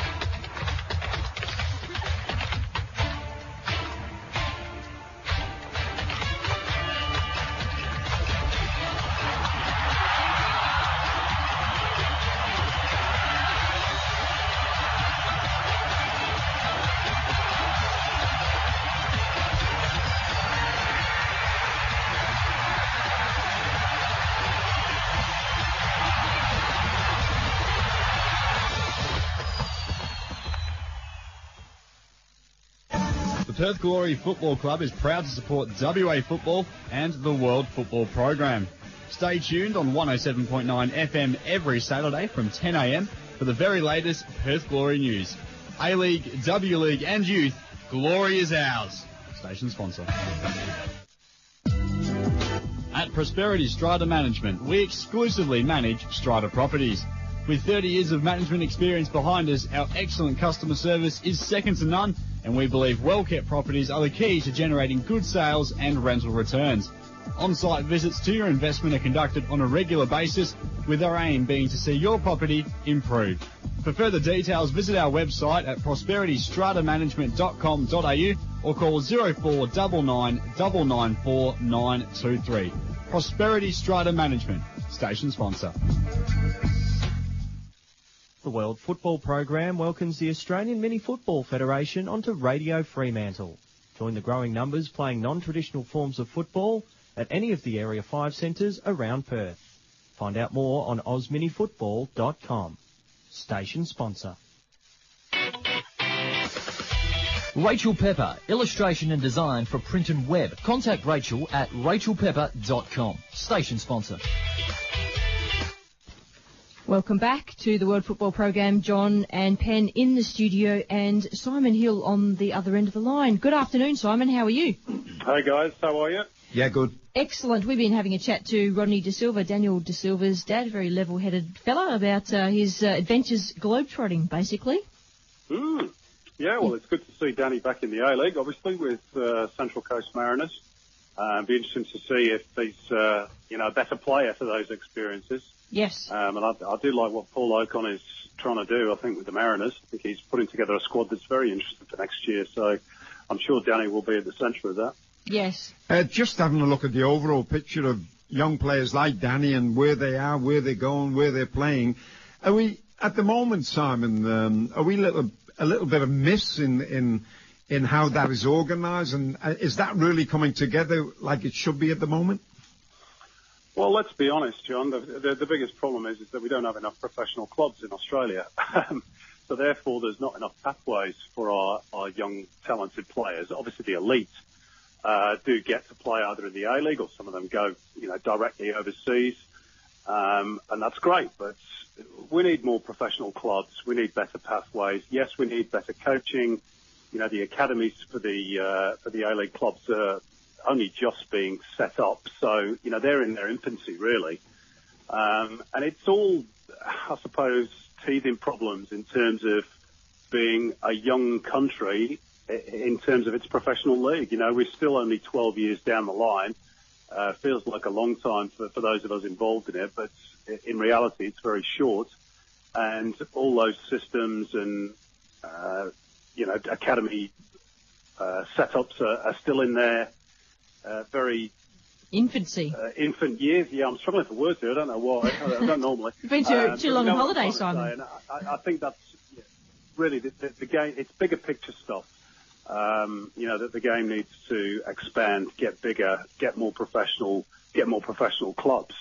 And that all takes time, unfortunately. Are we trying to punch above our weight too quickly at the moment, Simon? Do we need to look at our structures, especially our so-called professional structures, and make sure that they've got everything in place before we make that mad dash to become one of the world's best footballing countries?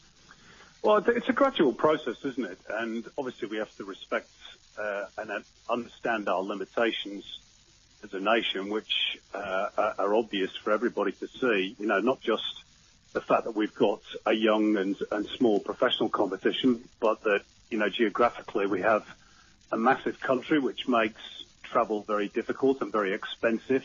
To play, for example, a National Youth League competition, which, has changed shape and formats several times over the last few years. We've also got 3 other codes of football plus cricket that take an awful lot of dollars away from us. And, if we're being honest, the biggest issue for the game of football in Australia, you can sum it up in one word. It's money. We don't have enough of it.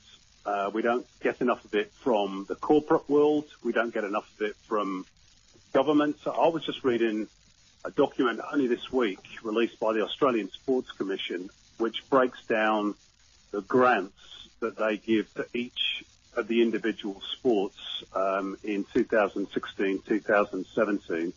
Football, as you won't be surprised to hear, has the biggest participation numbers, and yet it gets less than $2 million in grants, and in comparison, the likes of rowing, canoeing, shooting, all get significantly more, which does make you sit and scratch your head a little bit. Maybe we're not doing enough, but some of this is, unfortunately, as we know, cultural as well, in that football or soccer it's not part of the psyche here, and that's a difficult and lengthy process to change. Yeah, but you mentioned about not getting enough from the corporates. How ironic is it then that our actual football or our code is being run by corporate people? The administrators within our structure are all corporate people, yet we're sitting bottom of the money chain and not being able to take the game any further. Well, that's a fair question, John. And I certainly think that they could and probably should be doing a lot better in that regard. That, after all, is their responsibility. But again, a lot of this is cultural. You can only lead a horse to water. You can't make it drink. So, as much as you can explain to your, fellow business people, and I'm sure they know a lot of influential business people, look, this is the game to be involved in. This is where you need to put your money. These are the the possible rewards, not just for you, but for the country of Australia as well. But, a lot of those people who exist at the top level of business, they're human beings. They have their own interests. They watch the TV. They read the newspapers. And, the Australian culture is still dominated in the West and South, sporting-wise, by AFL, and in the eastern states by rugby league. Well, they react to that like other people do. Just before you go on with that, I remember a member of the board of Football West here in WA saying to me that the media, which we get very little of here in Western Australia, is controlled by the AFL in Western Australia, and that's the way it is. And I said, but surely your job on the board of Football West is to change that. Well, yes. I mean, it's like putting the white flag up, isn't it? Well, no. I mean, we don't put the white flag up, which is why people like me, who exist in the media on a national level, if you want to put it that way, fight very hard for football. But, you're doing it against a cultural backdrop that is very hostile, and it's a matter of small steps. Now, I arrived in Australia in 2003, and let me tell you, the landscape today is a damn sight better than it was when I arrived 14 years ago. We say we get no coverage. Well, actually, that's not true. We do get some coverage. It's not what we'd like, but it's certainly better than when I arrived. I mean, I remember the NSL season kicking off 2003-04, and there was a solitary paragraph in each of the two Sydney daily papers. And I remember saying to somebody, where's the football? And they said, well, this is the way it is. Well, that doesn't happen now. When the A-League kicks off, we will probably get 2 pages in those papers. So that's progress. Yes. But it's incremental steps, and obviously we're impatient for change, and we want the game to progress quickly. So, yes, there's a awful lot still to do, but we have made progress. It's going in the right direction. Simon, is it a fair statement to say that if someone out there thinks or knows, has done the maths, that we are the biggest participation sport in Australia, and we therefore have millions of participants, that's creating millions of dollars of revenue or money that we can then put back into our own sport? So if, we compare that to another sport, rowing or cycling or whatever, who gets more money from the government, but they have less participants, is someone saying, well, look at all the players you have registered, you are creating so much money for yourself, you should be doing better with it? Well, look, again, here is the cultural disconnect. Now, we talk about massive participation numbers, and they are absolutely correct. FFA has spruiked for many years about we've got nearly 2 million participants. Nobody, comes close to us. And they're right. They're absolutely right. However, you will probably know this. You're involved in football locally. I've played up until a few years ago in the over 35s competition here in Sydney. And you go down training on a Wednesday or playing on a Sunday. Now, when you finish playing or before you start playing, when you're having your discussions with your teammates and the administrators and the coaches, are they talking about the A-League to you? Are they talking about Australian football? Or are they talking about the weekend's AFL game or the weekend's rugby league game? Or, at best, the Premier League or La Liga? And it was my experience that most people, whilst they enjoyed playing the game, had very little connection to the professional game in Australia. And that remains the case. I think the figure is 22% of all our participation numbers actually have some official link with an A-League club. So over 75% of people who play football basically don't give a damn about the A-League. And that's a massive problem. And that disconnect follows through into the money, I think, that is spent or more pertinently not spent on the game of football in Australia, because people still think that, you know, it's AFL, it's rugby league. That's what we do as Australians. And until we get people's mindset flicked over to saying this is our game, not their game, the foreign game, then we're going to struggle to attract that support. Is the Australian Association of Football Clubs doing the right thing then in getting in some of their arguments being the second tier of the A-League has to be brought in sooner than later? We have to have more, well, I think the A-League clubs have to have more voting rights, more equitable voting right and election say in the FFA board. Well, look, in my opinion, it needs to be a fairer split, because you know, the stakeholders at the moment aren't, well, some of the stakeholders are not properly represented. Certainly the A-League clubs, who generate 80 to 85% of the revenue, to have one vote and a non-independent A-League. I mean, that's just wrong, in my opinion. The other stakeholders, the women's game, the PFA, futsal, referees, coaches, players, you know, they don't have a voice. They certainly don't have a vote. So it needs to be more equitable. And what's going on at the moment, unfortunately, is shambolic. And it's embarrassing. Let's be brutally honest about this. You know, in football terms, we are, as of this week, a banana republic. And we like to point fingers all around the world and saying, oh, you know, you never find that in Australia. Well, unfortunately, we do. So we need to get this resolved, and very quickly. In terms of it, you know, a second division and promotion, relegation, all that sort of stuff, I don't think people who are involved in those committees are actually saying, we've got to have it tomorrow. But what they do want is a plan. They want to work towards that. And I agree with them. And at the moment, there is no plan, or there doesn't appear to be one. They keep pointing the FFA back to the whole of football program that they released in a glossy document in 2015. Well, yeah, it contains all the statements that we wanted to hear. But unfortunately, there's very little detail as to how to get there.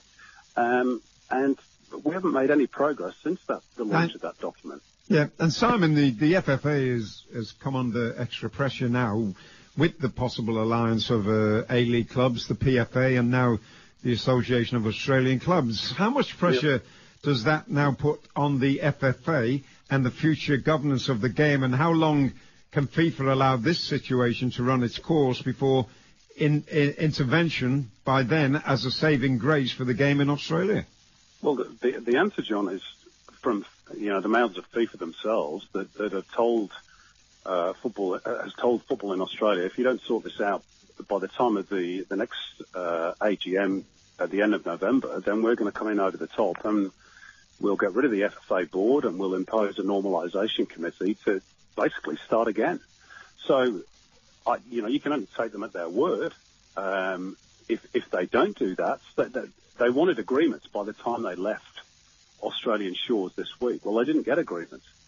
So I can only assume that they'll be as true to their word as they said they were going to be, and that, come the end of November, if there's still no agreement by then,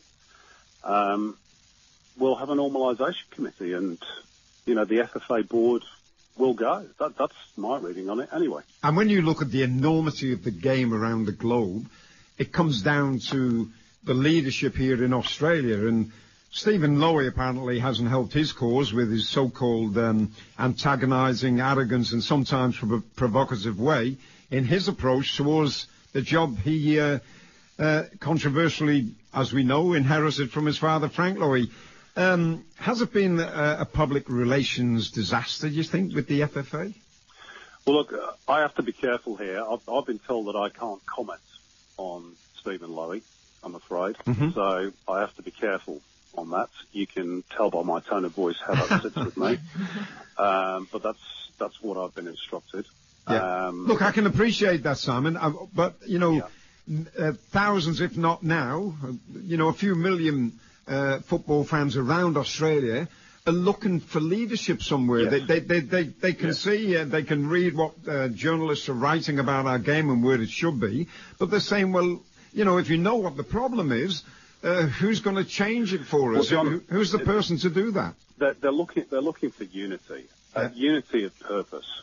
Everybody ultimately wants the same thing, but if you go back through the history books of football, soccer, as it used to be known in Australia, down the years, the same problems crop up time and time and time again. Now, the last article I wrote for Fox Sports on this particular topic, before I was told I wasn't allowed to speak anymore on it, was on the Crawford Report of 2003.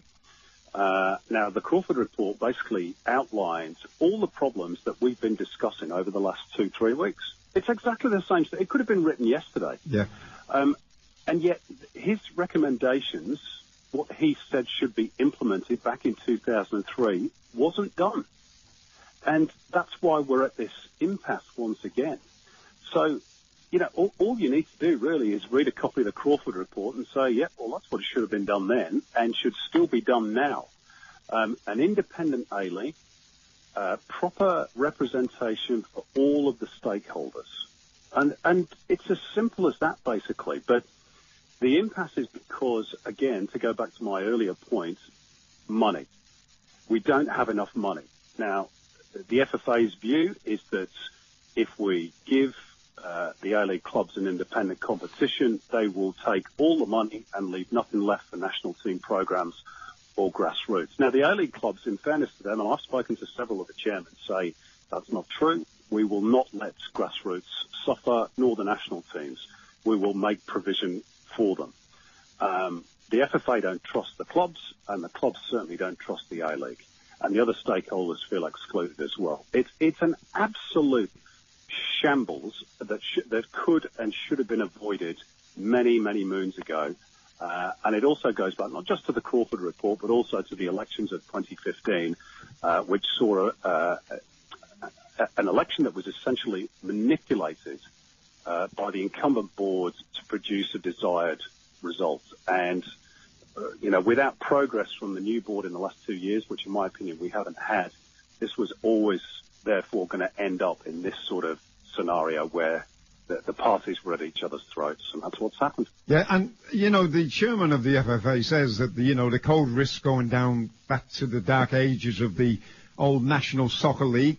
If the A-League is allowed to take control of their game, well, you'd expect the A-League to have concern about the way, their league is heading. Has he got a point to argue that case?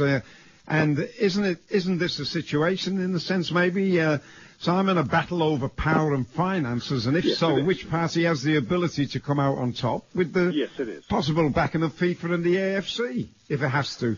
Yes, it is about power and finance. But I disagree with the assumption that to have an independent A-League would mean a return to the bad old days. The identities and the individuals are different, even if the arguments are not. Secondly, the A-League commercially is much more successful. I'm not talking about necessarily the football side of things, but commercially it's much more successful than the old NSL. I think it's strong enough to survive. But most importantly is this. I think the A-League has potentially the ability to earn a lot more money through extra investments, through being freed from the shackles of the FFA. And it would also, in my opinion, help the FFA as well, because they would then be released. Now, very thinly resourced, very, thinly stretched at the moment in covering all bases. They would be released to look after the areas of the game that is supposed to be their speciality, that being grassroots and the international teams at all levels. The revenues of the FFA have remained static over the last 4 to 5 years at $100 million. We haven't moved forward or backwards. We need more money, more investment to push the A-League along. And then hopefully, that money will trickle down into all the other areas of the game itself. So to me, it's, we're at a fork in the road. And far from saying that an independent A-League would return us to the bad old days, I actually think it would drive us forward into a better future. But that's only my opinion. Simon, throw into that the fact the Matildas have been doing amazingly fantastic in the last 12 months, 18 months period. Sam Kerr's just got herself into the West Australian this morning, which is fantastic. She's done that a couple of times. Do they mention AFL, Pen? I bet they do. I don't know. All I saw was Sam Kerr. I just narrow focus there.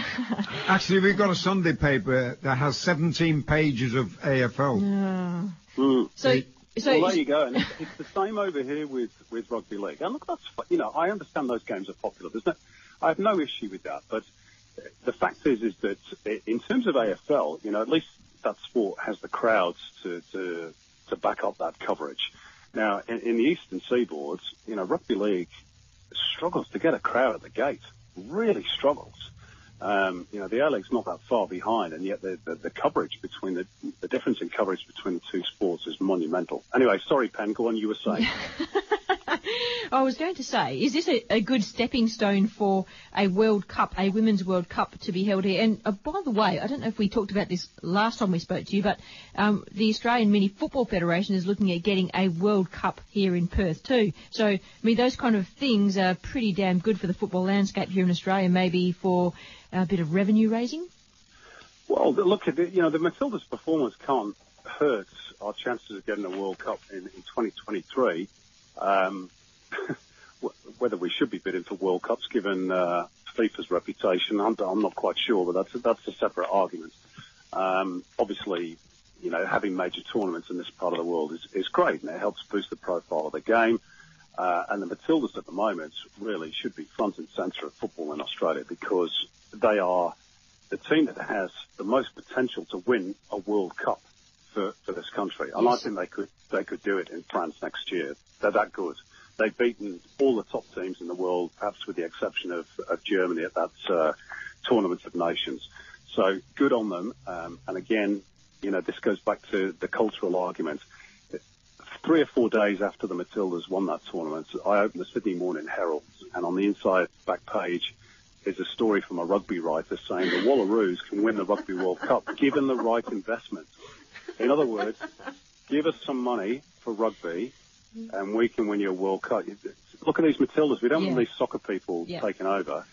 We need money for the rugby guy. And this is culturally how they have influence, and this is proven time and time again in terms of the numbers. And I think, Simon, the Ireland rugby team read that article. Now, Simon, before we let you go, FFA Cup, the round of 16 is coming up, and we have a local club here, Sorrento, playing South Melbourne. I'm very happy with that, and it's going to be on television on Fox Sports. Thank you very much. So there you go. Actually, Simon, just quickly on that one, on the FFA Cup Penny mentioned, but do you think that could be, in a sense, in the next decade, one of the saviours for our game here in Australia because of its ability to not just be played in... Connect everywhere. Yeah, we can go into the regions and expand this out there as well. Well, I mean, we've got 735 clubs taking part in this year's FFA Cup, so it's already nationwide. It's the one thing that all football fans can agree on is that they love the FFA Cup. They do. The difference between, obviously, the Cup and the League is massive. One-off games you can host. Being a full-time professional club in, a bigger league or a national second division is something completely different now. On Wednesday night, I was at Hume City. A great little club, fantastic little stadium, but there were 600 people there, and that's probably their average attendance. They're a very small club. And you nearly got blown away, actually. We did nearly get blown away. We did, yeah. It was a cold night, actually. And Arthur Pappas was blown off his chair at one point. But, well, I could imagine you, Simon, with the mic in your hand and a pair of wellies on, with your sou'wester and all, doing this commentary. It was more thermals, actually, than we needed, because the wind was coming across on a force 9, and it was terrible conditions. Actually, I thought you were going to give the weather conditions for the next day after you finished the game, Simon. Oh, good grief. No, I just needed to get out of there, seriously. It was so cold. I haven't shivered that much since I covered a game at Oldham in December. Oh, dear. Good old Oldham. Hey, Simon, we have to give a plug too that the Women's Euro 2017 competition concluded, and they had a massive uptake on the digital media hits. They had it on YouTube, they had the UEFA TV happening, so it was great coverage, although it's not actually shown on any television channels that I could find. It was on YouTube. All of the games. I watched it because I was in the UK, and I watched it on terrestrial TV. Yeah, and just for those of you out there, Netherlands defeated Denmark 4-2. I don't think Netherlands have won a major tournament. Was that in the final, was it? Yeah. Yeah, it was, yeah. I can't remember the last time they were in an actual final of any kind. Yeah, but it just shows you the progress of women's football around the world. I mean, look at England. England even had a shout this time, and that's been a little while since that looked on the cards, but...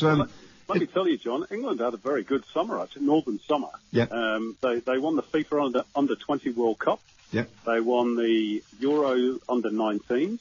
They got to the semis of the Under-21s, and the women obviously got knocked out in the semi-finals of the Women's Euros as well. So they had a pretty good Northern Summer, not bad for a nation that's do you think players, eh? Yeah, but do you think, Simon, and it's a problem in Australia, that the building of that new facility, St George, was it, that has made a difference?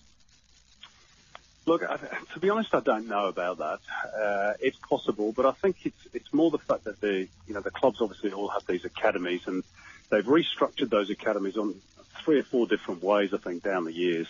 And now they've got this elite development squad system, I think they call it, whereby they play not just against, if you're Man City, you don't just play Man United, Everton, Arsenal, whatever, but you play Bayern Munich, you play Barcelona, even at that level. So you've got the best taking on the best. And that's what you need. You need competition as well as development. You've got to be competing against the best in your age group. And, I think all that's helped. The problem for England, obviously, is that no matter how, this is obviously a good generation of kids, but are they going to get a chance at Premier League level? Well, if you believe David Davidovich, he reckons Manchester City's going to win the Premier League. Well, he's right. Oh, well, I didn't expect you to disagree, actually, Simon. But just a quick one on what we were talking about earlier. Is it possible that FIFA would install somebody in Australia if they can't come to terms with the FFA on the issues that they've been discussing? Is there a chance that they might bring somebody from outside in to look at it? Well, it wouldn't be from outside, I don't think. So what they would do is, if they decided to impose this normalisation committee, it's normally made up of people from that particular country. They've done this on 2 previous occasions recently, by the way, one of which was in Argentina. I can't remember the other nation, but they do it on a sort of semi-regular basis, and they will get administrators, local football people with experience to sit on an interim board, essentially, and, try and not only work through some of the issues, but take the game forward for a period of time until the so-called normalisation occurs, and, they can find solutions that satisfy all the stakeholders. But, I think that's the next step. It has to be. In the meantime, I have no doubt that the clubs, the state federations and the PFA will be trying to broker a solution again. I mean, they had agreement twice, you know that. Yes. And I'm also equally sure that FFA / Stephen Lowy will be flying to Zurich to try and get his point heard as well. Yes. In the halls of power. So, it's not a great situation, let's be honest. Simon, thank you for your time today. Appreciate your passion as always. Pleasure. And have you taken your wellies off now? My wellies. Just about taking my long johns off. Thanks, Simon. Take care, mate. See ya. Bye. That was Simon Hill, Fox Sports commentator, journalist, and very passionate football advocate. And we are going to go to a break. Is that right, O'Connell? We're going to go to a break, yeah? Yep. And we're going to talk more football with Tash Rigby from Queen's Park and Perth Glory. After the break, this is Pen and John on the World Football Programme.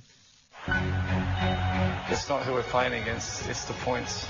These guys are coming to our country to play for the most important points into the World Cup. This is it, we're at home. This is why we all play football. It definitely makes a difference when you see and you feel the passion from the fans and their noise and their support will carry us over the line. This is the world stage, and whatever happens on here is down to you. Gate and Fence Hardware WA are your local business, supplying materials, components and parts for fencing and gates. Practical and simple how-to advice by our family. Products shipped anywhere. Visit our online store at gateandfencehardware.com.au. Station sponsor.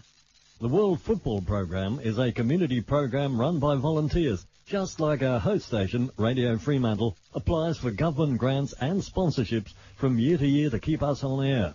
Your support by way of station membership or donation is greatly valued. Contact Radio Fremantle weekdays 9494 2100 for information on how to become a member or to donate to the station. Thanks for your support.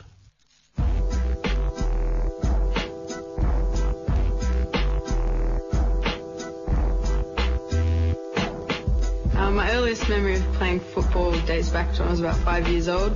I joined in one of my brother's training sessions and my parents realised I could kick a ball, so they signed me up straight away.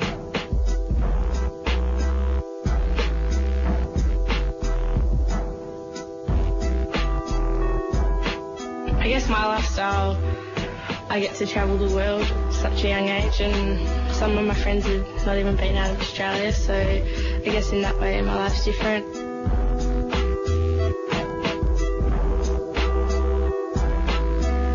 I think being around my teammates so much has sort of changed my friendship group. I mean, back when I was younger, I was always best mates with my schoolmates, but now it's turned into my teammates because I'm seeing them every day and training them every day, so I think that's sort of changed.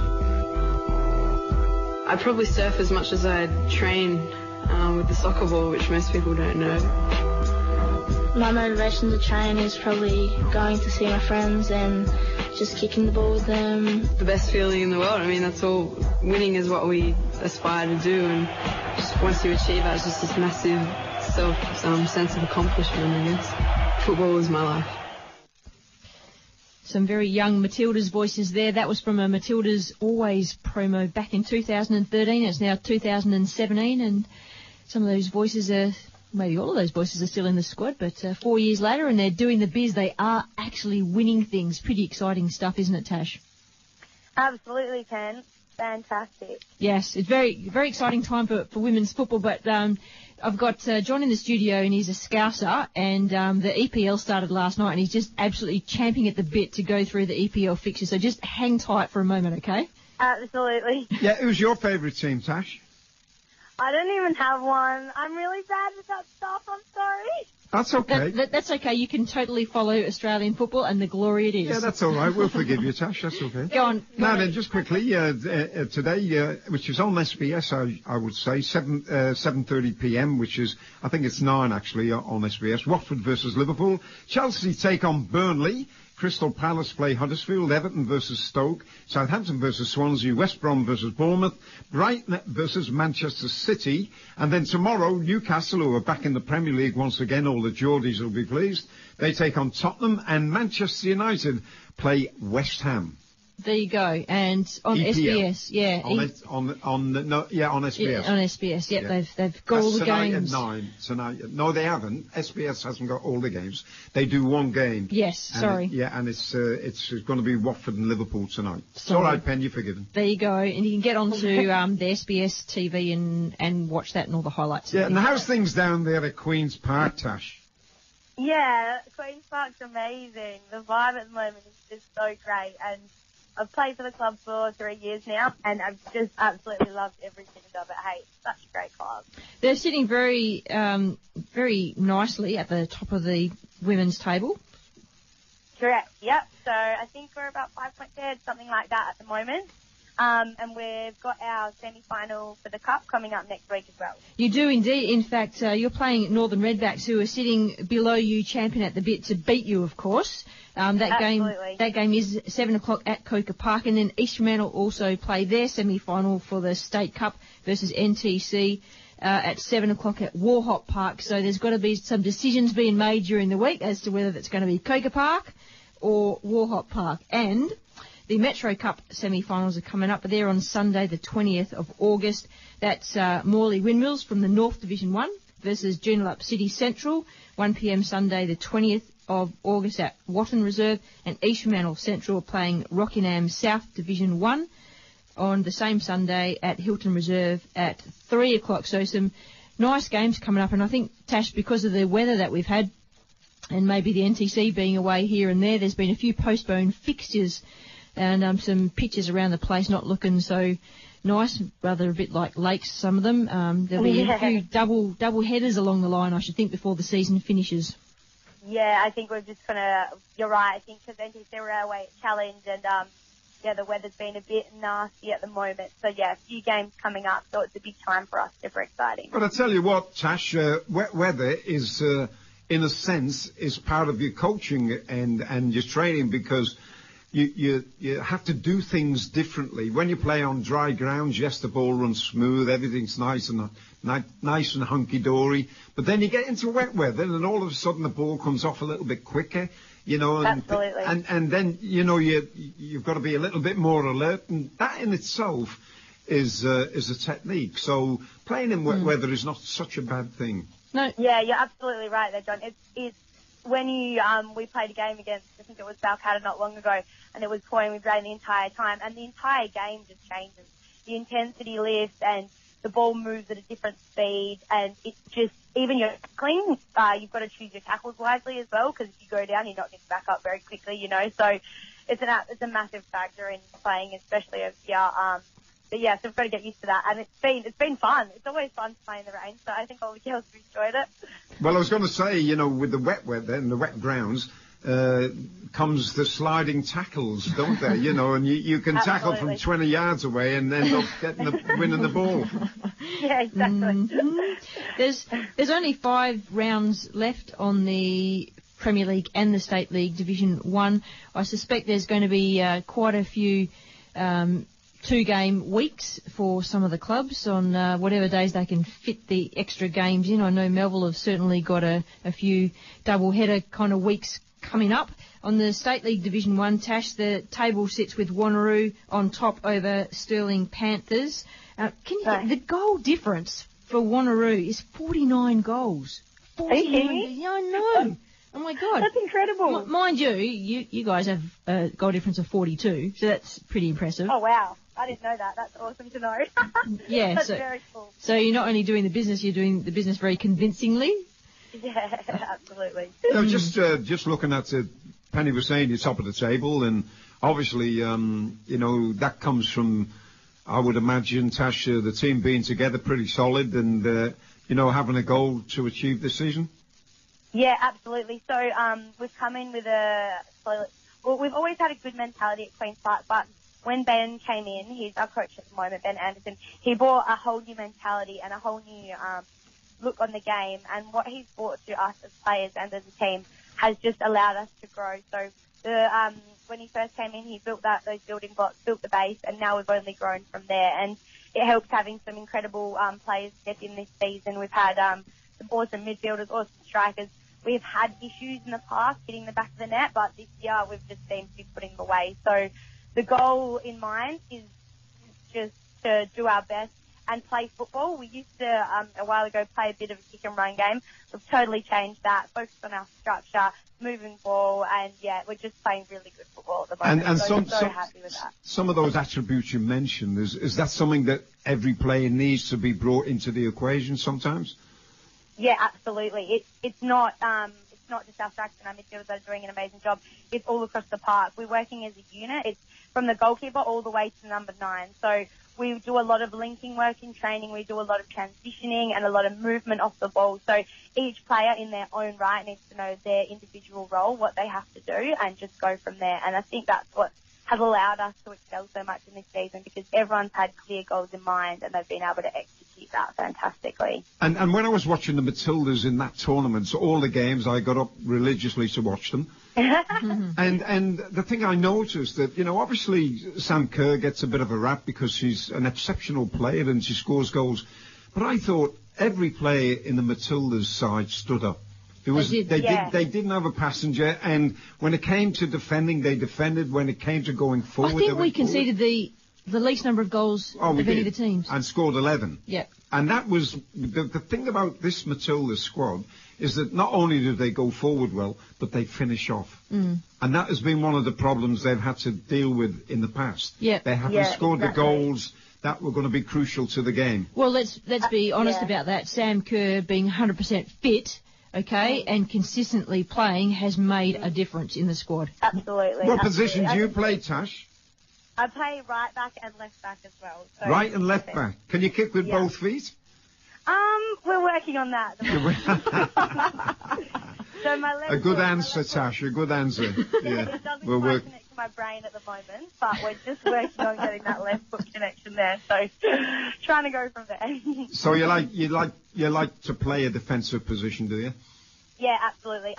When I was younger, I did play wing because I've got a bit of speed, but I was actually put back to defence a couple of years ago, probably 5 years ago now, and I've just loved it there because I love defending, but I love overlapping as well, so I love playing that. Yeah, I was going to say, does your coach allow you to go forward? Oh, absolutely. Yeah. As often as I can, I'm off, hey, and so I usually tend to work with a winger or a midfielder that will tuck in so that I can run that line. Do you take the ball with you? He's full of it this morning, I tell you. If I remember. Tash, tell us about some of the other players in your team. The squad. Yeah, absolutely. Some of your squad this year is absolutely awesome. They knitted together really well. Absolutely. So we had an incredible amount of quality in our team this year. It's been a hard job for Ben because we've just got so many fantastic players to put on the park. One person that really stands out for me is Shannon May. She's playing holding midfield, and she is just incredible. Like, that girl, she knows where to be. She's always there for you, always supporting, and then her balls over the top and through have just made the difference. I think we've had a bit of a few problems in the past because we haven't been able to have that link from the defence to the strikers, and she's just that perfect distribution through, and so I just rate her so highly as a player. She's fantastic. Of course, let's just put that in perspective for our listeners. So Shannon left Beckenham last year, and before that she was with Perth Glory in the central holding position there too. Absolutely, yeah. So she's had a real good amount of experience behind her. She's fantastic. Then we've got Kat, kicks up front, and she's just been one of our amazing finishers this year. She knows how to put the ball in the back of the net, and she just can dribble through like 100 million players. That's Kat Ukic really good for our listeners. Like that. Yep. Yeah, absolutely. Yep. And we also have Tia Stonehill, who came from Melville, and she's just also been like a real attacking force in our team as well. So yeah. On top of that, every other player is amazing in our team. Good call, I can't talk about all of them. I don't know, but they really stood out for me, those three. And they're also new to the team as well, so they've just brought so much together. Yeah, well, you sound like a person who enjoys what she does, Cash. You're pretty bubbly. And looking at football in the future, women and men's football here in Australia, I'm sure you cast an eye here or there at times and you listen to what people have to say. What would you like to see possibly happen with football in your future, the future that you've got in it, and how we go about providing that kind of football that obviously entertains, but also deal with the problems that we're slightly confronted with at the moment. Was that one question or 25? That was 3 in a row, actually. I'm taking notes. That's a huge question, but obviously, we need to work on, first of all, building the profile of the women's game, because although it is getting more exposure, it still has so far to go. So one of the main things that I would like to see is building that profile around our game by providing opportunities for. It's not all about elite players in the end. Like, it's so important to get those pathways established there, but it's also about supporting those players at a junior level, at a social level, and fostering those environments, and then building on those building blocks and going from there. So also building from increasing participation. So we've kind of identified that we need to support, start from the very bottom. So support our grassroots competitions, our little mini roos competitions, and try and feed as much into that as we can so that we can build the numbers at the bottom and both make sure that everyone, every girl and every boy in that competition is enjoying their experience, and then they're only going to go on from there. And if those numbers grow, then we can build the junior level, then we can build the social level, and it's only going to increase the quality as well because you've got more players in there, and it's only going to lift that intensity of the game. So I'd just like to see more exposure as well with women, like Sammy Kerr. What an amazing idol. Like, that girl is just on fire, and we need to be just like plastering her face everywhere because she's just a role model for all the young girls out there. So she was in the West Australian this morning. But what page was she on, John? 40, 44 and 45. What? Seriously? Yeah. Page 44, 45. Okay. Centre page. Yeah. But anyway, listen, and the other bonus is, Cash, as well, is that you might end up kicking with your left foot. I mean, wouldn't that be fantastic? I'll try. Hey, Tash, the Glory, I should say the W League is entering its 10th season this year. That'll start in October, November. It's always a short season. I always forget what month it starts. Over the summer period. But the pre-season will start soon for Glory, and there's a few new names coming into Glory. Yeah, absolutely. We spoke earlier. We've got Maz coming in, so Mariana Spain. She's absolutely incredible. Great to have her back. Obviously, she played for us before, then she went over to City, and then we actually played her in the grand final last season. So that was a bit daunting. She's such an amazing player, so to go up against her was a bit intimidating, but yeah, no, she's coming back, so that's fantastic. Can't wait to play with her. Yep, and I think Bolger, Carroll, and Douglas have already been signed up, I think, and maybe Jamie Gibbons. So Bobby's doing his homework already, and hopefully we'll see some international players into the squad to add a nice little flavour of experience and a little bit of that profile, building the profile we were talking about as well. Yeah, absolutely, and hopefully we can just get others a squad of a similar caliber that we had last year, because what a squad that was. Our cohesion in the team was incredible. So bringing those new players in should be very exciting for the team and only build on our team atmosphere and intensity. So looking forward to it. And I did not mention Sam Kerr, but she is indeed playing for Glory again. So never fear, everybody. She'll be back here in Perth. Yep. And have you had any thoughts about playing for Glory yourself? Well, contract, I haven't got a contract yet, but fingers crossed. Yep. Hoping for it. We'll just see how it goes, but we'll... Well, you'd get in by a mile, Cash, with your personality, mate. So I hope that, your game, if you can get your game and your personality together, you'll be another Sam Kerr, mate. Oh, stop it. That's very lovely of you. But I tell you what, Cash, and it's not only for yourself playing women's football and obviously for, our male friends out there who play football, but hopefully I think the most important thing that needs to come into the game now is sensibility and the fact that where we are at this moment, we've just come off a great series with the Matildas, but, some of the politics that are taking place in the game at the moment are not matching that.